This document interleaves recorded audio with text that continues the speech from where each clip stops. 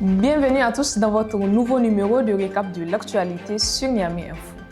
À la une cette semaine, le Niger a signé ce jeudi 20 août 2026 à Niamey avec Niger Electricity Power Production un partenariat public-privé de 126,1 milliards de francs CFA pour construire une centrale solaire photovoltaïque de 200 MW crête équipée de batteries de stockage. Le projet doit être réalisé sur 24 mois avec une convention de 20 ans. L'électricité produite sera vendue à la Nigélec au tarif de 35 francs CFA le kilowattheure. Les autorités attendent de cette infrastructure une amélioration de l'offre énergétique, une réduction de la dépendance aux importations et environ 1300 emplois directs et indirects. Restons toujours au Niger, le ministre de l'Agriculture et de l'Élevage, le colonel Mohamed El Hadji Ousmane, a lancé le 17 août 2026 les travaux d'élaboration de la politique nationale de l'agriculture 2027-2035. Le futur document doit notamment renforcer la grande irrigation, la riziculture, la gestion durable des terres, la pêche, l'aquaculture et le développement de l'élevage. Selon les partenaires techniques et financiers, l'agriculture représente environ 42% du PIB et emploie 80% de la population active. Des consultations doivent désormais être menées dans les régions pour alimenter l'élaboration de cette nouvelle politique.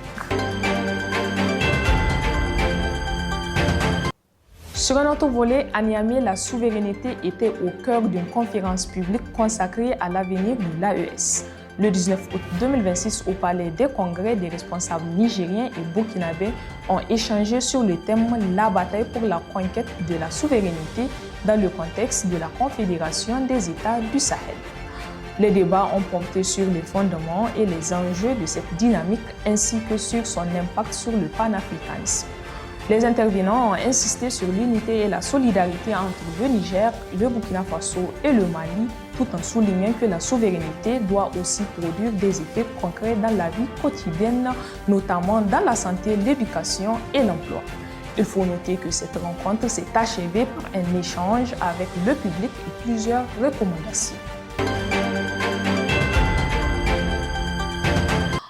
Enfin, la coopération médiatique sino-africaine était au cœur des échanges cette semaine à Pékin.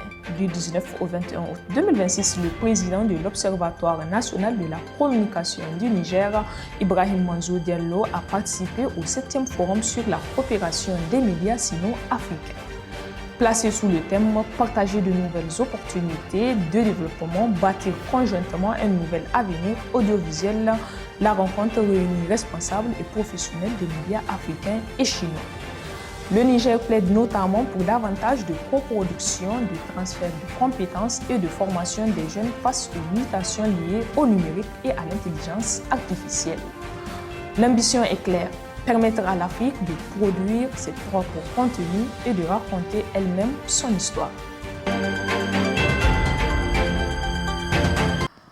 C'est ainsi que s'achève ce récap de l'actualité. Merci de nous avoir suivis. N'oubliez pas, vous pouvez retrouver tous les détails de ces informations sur notre site niameyinfo.com. Vous pouvez également nous suivre sur nos réseaux sociaux. D'ici là, portez-vous bien et à la semaine prochaine pour un nouveau récap.